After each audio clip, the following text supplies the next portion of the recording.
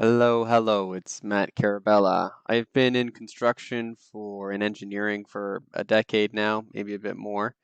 And some things I've noticed is that real smart owners and people in the industry just have kind of ignored Excel and all the power it has. So I think it could be a little daunting. I kind of learned by accident in university, but there's never a formal course for it. You just kind of picked it up. And so I think the best way to learn Excel is to build with me. And what I'll do is I'll upload this sheet in a Google Sheets afterward that you can save and open on your own and play around with or follow along with us. But the way I envision this going is we'll open up Excel together and build together. So this is the final copy. It's just a quick and dirty Excel spreadsheet which allows me to change hours around for quantities or my unit rates and then recalculate my material, equipment, and labor costs for this project I'm going to make. So without further ado, we'll get into it. So first thing I'm going to do is create a new sheet at the bottom here. We're going to start from scratch, and we're going to be pricing out a landscaping job. Of course, it can be any job, it can be anything. We're just having fun here. So I usually like to break my estimates down into labor, equipment, materials, and subcontractors. Now I have all these things. I can bold them by clicking Control plus the mouse button. I can select them all, and I've hit Control B or bold. We'll make them all bold, make them stand out a little bit. So the project I want to build today is I want to build something like this here on the. Oh, why did I click it? Anyways, I wanted to build this thing. Got some patio stones, a tree, some looks like boxwood, some hostas. Got a nice little cute retaining wall here with some pavers on it and sod and mulch. So we'll try and capture all that in our little estimate. So I'm going to move this over to the right hand side so I can see the picture. I wonder if I can just open this in a new tab, just the picture. All right, there's my inspo.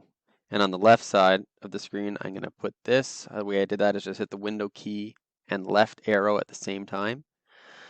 And that gets us side by side. So let's see. I'm gonna need some people to go and uh, and build this for me. So what's my crew looking like today? I am gonna use a laborer. I'm gonna use two laborers, operator, and a foreman. And I gotta measure hours. I'm going to measure I need to know the unit cost. I need to know my subtotal. I need to know my overhead markup, my profit markup, and find out what the total is. I'll worry about taxes later. So laborers, I'm going to bold these because those are the headings. Let's see, I'm going to have 10 hours for the laborers. It's basically a one-day job. We can bang it out pretty quick. The unit is hours. And I just like to write this out so that if I'm handing it off to someone else, they kind of see exactly what we're working on. So I know you and I know 10 is obviously 10 hours for a 10-hour day, but whoever might be taking this in the future may not. The unit cost for a guy usually charged for laborers 20 bucks an hour, and after workers' comp and taxes on them, they usually come out to, I think it was $24.50 the last time I ran it.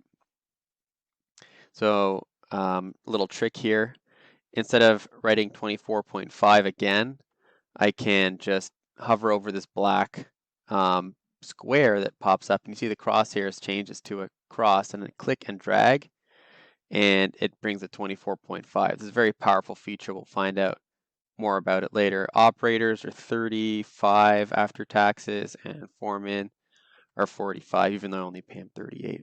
Everything's expensive these days. All right, I want to format these so they're all dollar signs. Right now they're just numbers. So I go up here and I see accounting number format. I'll click the dollar sign, and this is the same on Google Sheets. I think I can also go into here and right click format cells and change it to a currency. Press OK. Now everything's in dollars. All right, so what's my subtotal? It's going to be $24.50 per hour times 10 hours. And so the way I do that is I treat the cell like a little calculator. And the way I start off, the way I make a cell calculate a certain number is I start with an equal sign. Whenever I put an equal sign there, that means it's expecting a formula of some sort. And everything is referenced by cells. So if I want to say that the subtotal is equal to this cell times, that's the asterisk is the operator for multiplication, and it's so equal to this cell, G10 is times E10. It's going to calculate that, and I push enter, and it calculates $245. Crazy. Now the cool thing about this black crosshair that shows up, Excel is very smart. So when I click and drag, it's going to drag down that formula, and you'll see it's dragged down the formula. And so everything moves in relation to the cell. So this cell is copied down to here. The formula has moved down 1. I copied it down 4. The formula has moved down 4. This can be a helpful feature, but it can also be pretty frustrating. And I'll show you why. So far I can see that my subtotal is $1,290 for my labor. I got to add some overhead to it. I know it costs, well, you know what? Let's set a variable here. So my overhead on this project, I'm going to set at 20%, and my profit on this project, I want 8%. So another formula. I want to find out what my overhead is going to be. So I'm going to say the overhead for this particular line item is equal to this cell, $245, times my overhead, 20%. So it's looking at the value there and multiplying it by the value here. And if you were to pull out your calculator, you'd see that 20% times 245 is $49. So I want to spread this out to all my line items, and that's weird. Why didn't it work?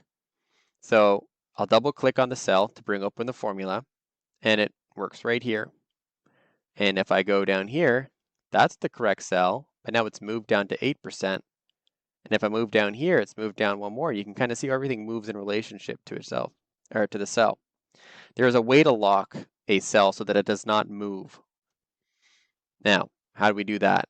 We click on the cell we want to lock, or the cell number that we want to lock. So it's E6. I just have my mouse in there. You can see it flashing. And I hit F4. And F4 puts $signs in front of the letter and the number.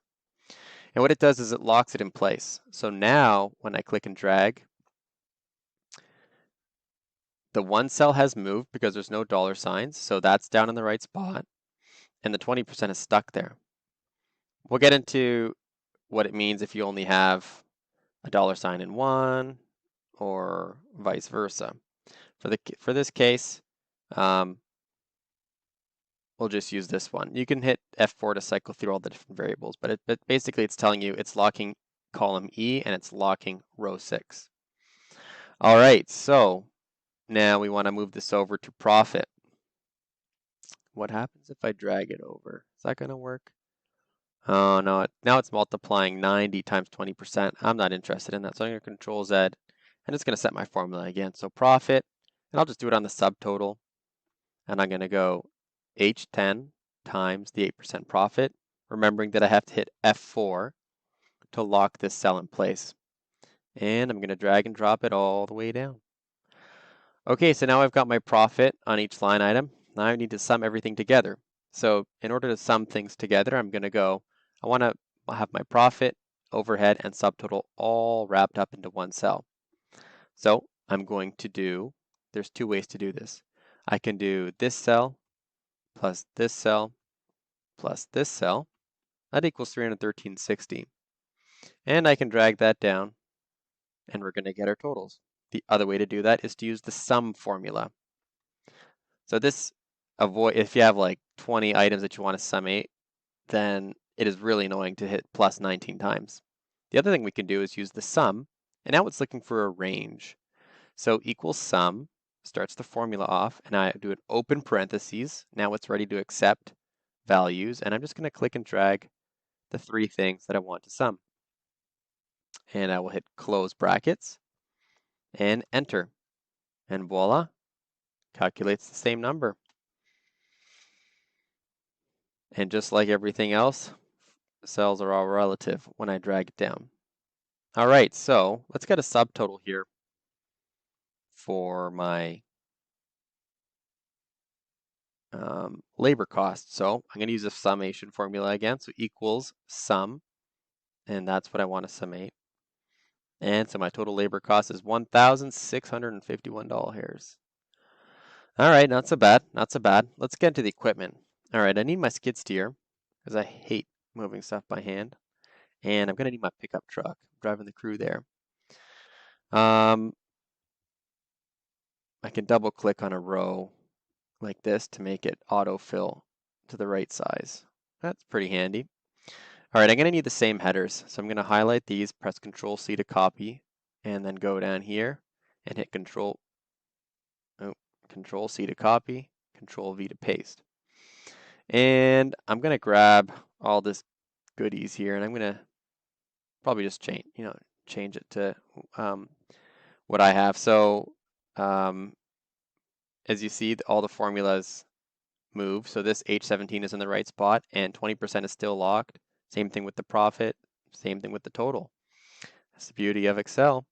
And I'm going to need 12 hours on the pickup because I got to pick these guys up. And the skid steer is really only going to be working for 5 hours. My skid steer cost, I charge it out at $55 an hour in my pickup. Well, heck, it's not that expensive. I think I charge it at $25 an hour, and that covers me pretty well.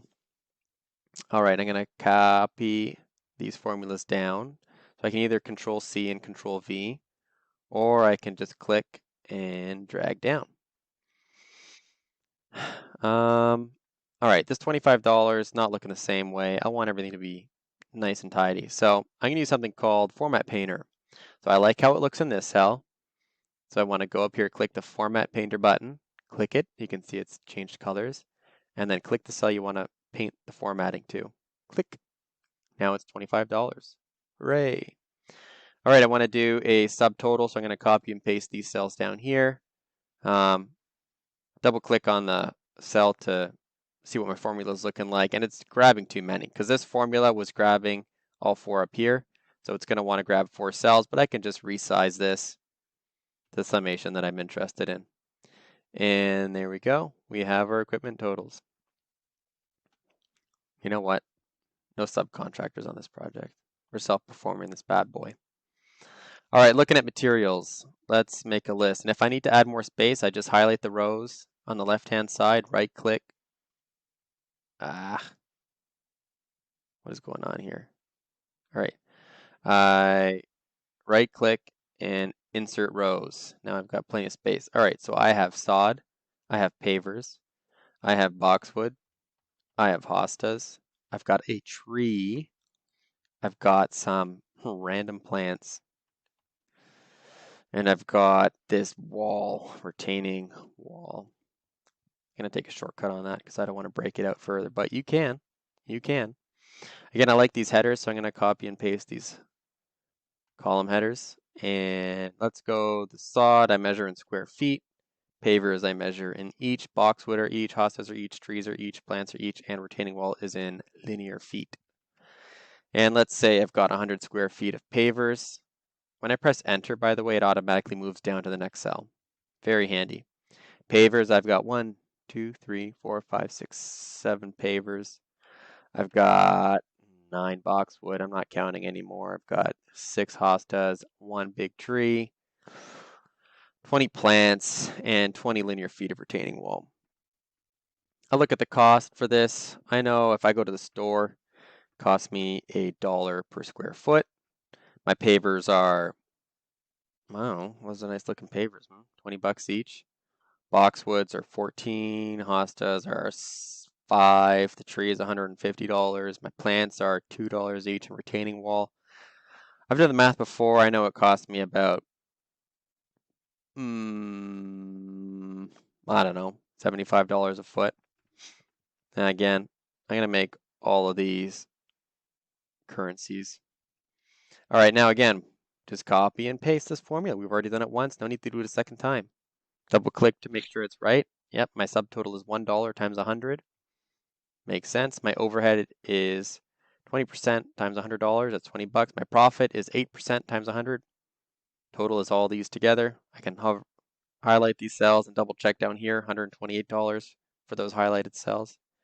And let's just go copy this down. So what I did right there is I just double clicked on the cross and it autofills it down to the bottom of the adjacent column. Knows where to stop. Fascinating.